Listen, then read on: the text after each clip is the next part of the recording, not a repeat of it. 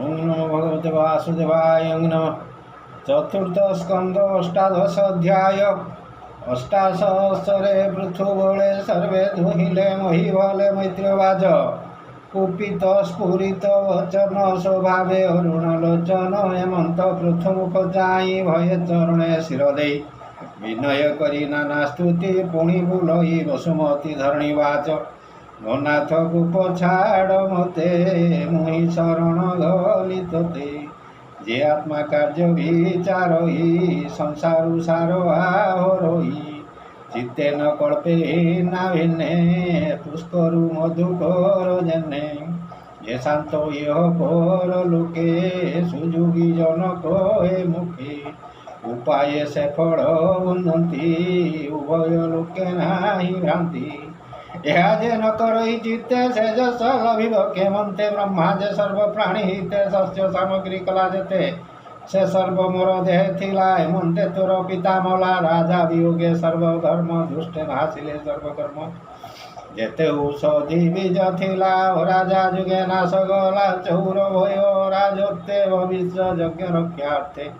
क्षीण विरुद्धय देखी मुहि भखिली धेनु रूप हुई जदि मु न करन्ति ग्रास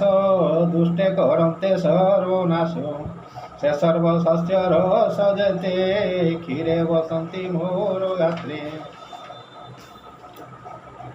तुए भी रक्षा कर मते दहन कर तुजगते क्षरी भी सर्व शस्य मुहि जार जीवन जने रही मु सर्व काम धेनु रूपे सभी सर्व जन मुखे तुए मते रक्षा कर धनु आयुध परिहर सुषम कर मोर गात्र मुहि जेसने शस्य क्षेत्र सम हुईले मो शरीर वर्षारे पुरी निरधार सरस हुई मो शरीर शस्य उठिब निरंतर हुईब नाना रूपे धान्य जंतु लभिबे जीवन मैत्र्यवाच हेमंत धरणी वचन शुणी सन्तुष पृथुवन मनुको वर्षा रूप करी भावे बोलई दंडधारी तुए स्तन पान कर जेमंते संचर होई क्षीर तक्षणे पृथुर वचने से मनु मुख देला स्तने पिबंते संचरिला क्षीर मेघुजे सने वृष्टिधार चरणे बांधी बसा मनु पृथु दुहिला क्षीर स्तनु क्षीरे पूरिला वसुंधरी जेसने सिंधुर लहरी गर्भे से शस्य बीज थिला क्षीर संगते संचरिला शस्य होइला अप्रमिते प्रजाए नेले जेजामते पृथु दोहन अन्ते देवे सर्वे दुहिले जेजा भावे मिली सकल ऋषिगण आनंदे ऋषिक पात्रेण गुरुଙ୍କୁ वर्षा रूप करी जेजा मते स्तन धरी दुहिले पय छंदुमय जे भावे तुटई संशय पुणी सकल देवे धरी इंद्रଙ୍କୁ वर्षा रूप करी सुवर्णमय पात्र आनी आनंदे दुहिले धरणी सुम दुहिले जेझा मते अशेष यज्ञ कर्म अर्थे अमृत वीर्य भुज बल दुहिले पय सुनुई बल दैत्य दानवे पुण धरी प्रहलाद को भसा करी दुहिले लहमय पात्रे सुरास आदि जेते विश्वावसुଙ୍କୁ बसा करी गंधर्व पसरा धरी दुहिले पद्म पात्रे क्षीर मधुर सुगंध सुंदर साध देवता पितृगणे श्रद्धारे क्षीर जणे जणे अर्जमा बसा करी हस्ते कव्य दुहिले आम पात्रे सकल सिद्ध गण रंगे कपिल बसा घेनी संगे संकल्पमय क्षीरधारे दुहिले जन उपकारे पुणी मिले विद्याधरे जे जहा पात्र धरी करे एहु आकाश पात्र धरी खेचरी विद्या दुही करी आनंद मने क्षीर दुही बसिले जे जा भावे जाई पुणी मिले पुण्य जने मयकु बसा कल्पी मने मायावी गण पुणी आसी धरणी स्तन तोळे बसी आनंद पात्र करी मन सर्वे दुहिले अंतर्ध्यान मिलिले यक्ष रक्ष गणे भूत वेताल धातु धाने कपाल पात्र को धइले रुद्रଙ୍କୁ आनी बसा कले रुधिर मध्य से दुहिले पिशाचे आनंद हुईले तक्षणे सर्पगणे आसी धरणी स्तन तले बसी तक्षक अवस्था रूप करी पय दुहिले स्तन धरी बिलकु पात्र करी रंगे विष दुहिले अति वेगे पशु एमड़ी स्तन लागे वृषक अवस्था करी वेगे तृण दुहिले जा मते पृथ्वी थिले अवाजेते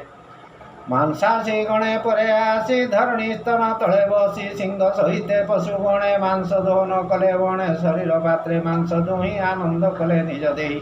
पक्षी क्षीरपान आसे मिले धरणीर पासे गरुड़ बसा करी बळे कीट फल को से दुहिले सकल वृक्षे आग सरी बट वृक्ष को बसा करी संतोषे दुही रसमये क्षीर बरुसी निज देही हिमवंत को बसा करी धात दुहिले सर्वगिरी से पृथ्वी बसे थिला सकले काम गुंगाला हेमंते पृथ्वी आदि सर्वे क्षीर दुहिले जा भावे ते एक लोक मुनि आदि दुहिले निजान्न संपादी पृथुधरणी मुख चाही आनंद मने विचारई ये मोर पाई दुख सही रूप ओहिला धेनु हुई